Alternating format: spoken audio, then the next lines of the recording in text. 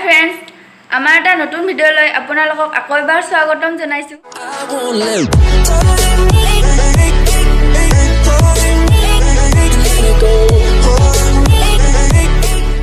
আহকচোন বন্ধু-বান্ধৱীসকল, আজি আপোনালোকক দেখুৱা অতি সহজে আৰু অতি কম সময়ৰ ভিতৰতে বনাব পৰা অসমীয়া থালিৰ ৰেচিপি।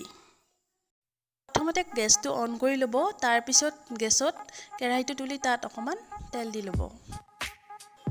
এতিয়া তেলখিনি গৰম হোৱাৰ পিছত তাত 2টা শুকান জলকীয়া দি দিব। তাৰ পিছত এখন তেজপাত আৰু এটা মিহিকৈ কাটি লোৱা পিঁয়াজ দি দিব।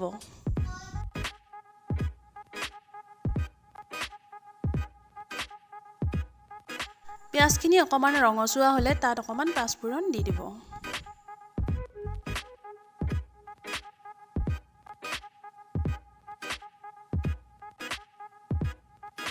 এতিয়া কেইখিলামান নৰসিংহৰ পাত দি তাক ভালকৈ ভাজি ল'ব।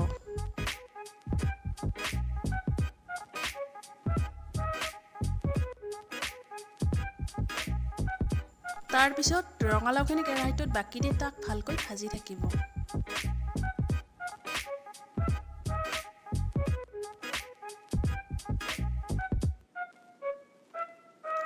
এতিয়া সোৱাদ অনুসৰি নিমখ আৰু হালধি দি দিব।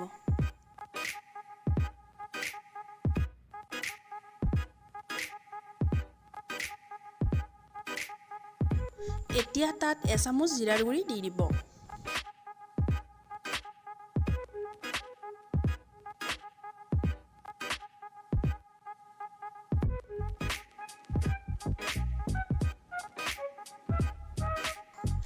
যেতিয়া ৰঙালাওখিনি ভজা হ'ব তাত অকণমান পানী দি ঢাকনিখন লগাই দিব।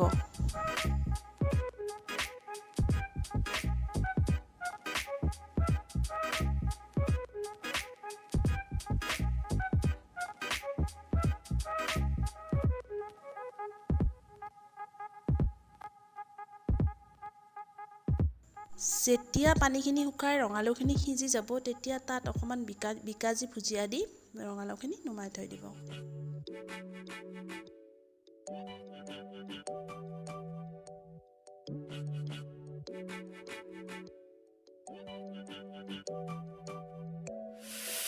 এতিয়া সেই একেটা কেৰাহীতে সোৱাদ অনুসৰি তেল দি দিব। এতিয়া তেলখিনি গৰম হোৱাৰ পিছত ডাঙৰকৈ কাটি থোৱা কেইপিচমান আলু তেলখিনিত ফ্ৰাই কৰি ল'ব।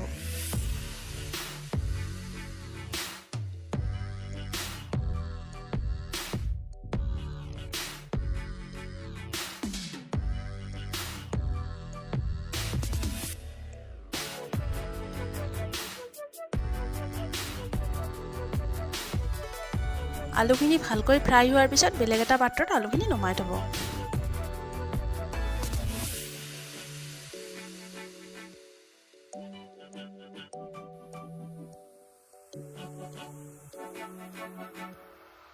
এতিয়া সেই একেখিনি তেলতে এখিলা তেজপাত আৰু কাটি থোৱা 4টা পিঁয়াজ দি দিব।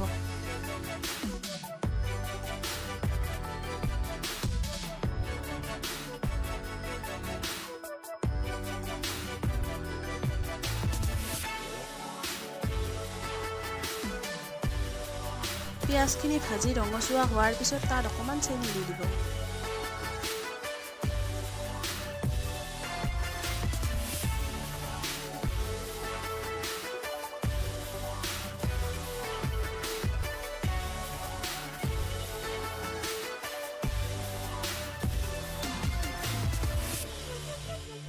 এতিয়া মাংসখিনি কেৰাহীটোত ঢালি দিব। মই ইয়াত আধা কিলো লোকেল মুৰ্গীৰ মাংস লৈছোঁ।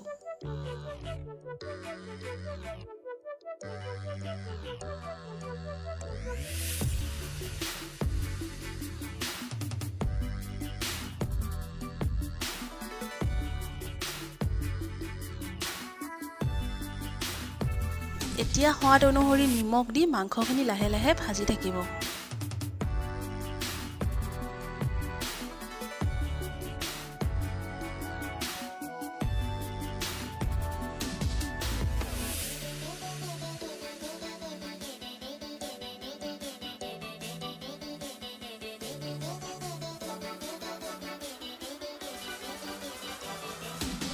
এতিয়া এচামুচ আদা নহৰুৰ পেষ্ট দি দিব আৰু মাংসখিনি লাহে লাহে লৰাই থাকিব।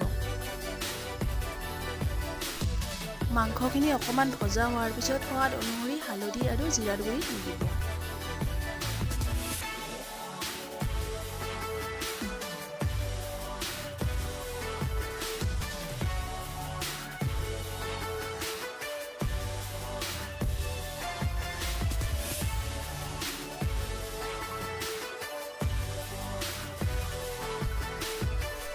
এতিয়া অকণমান মাংসখিনি গৰম পানী দি ঢাকনিখন লগাই থৈ দিব।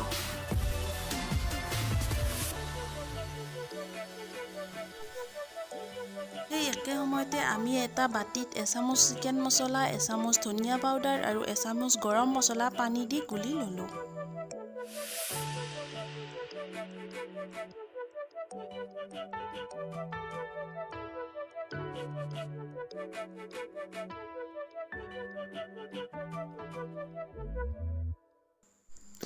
এতিয়া আমি সেই গুলি থোৱা মছলাখিনি মাংসখিনিত দি ল'লোঁ আৰু ফ্ৰাই কৰি থোৱা আলুখিনিও আমি মাংসখিনিত দি দিলোঁ।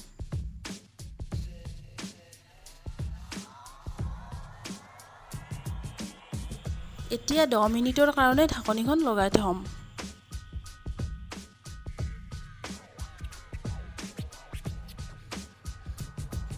যেতিয়া আগৰ পানীখিনি শুকাই যাব, আমি তাত পুনৰ গৰম পানী দি আমি মাংসখিনি উতলিবলৈ দিম।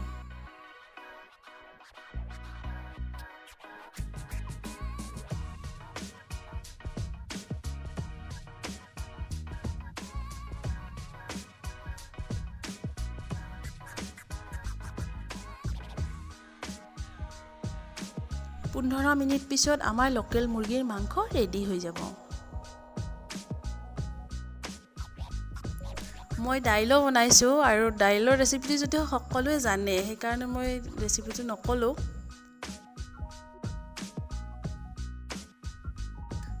বলকচোন এতিয়া আমি থালিখন ৰেডি কৰোঁ। প্ৰথমে ভাত দি দিছোঁ, তাৰপিছত এপিচ নেমু আৰু 2টা জলকীয়া আৰু লগতে কাষত অকণমান নিমখ।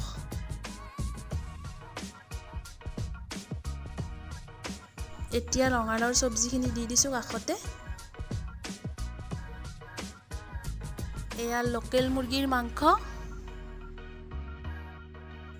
কাষত দাইলৰ বাতিটো আৰু শেষত অকণমান বাঁহৰ গজালিৰ আচাৰ।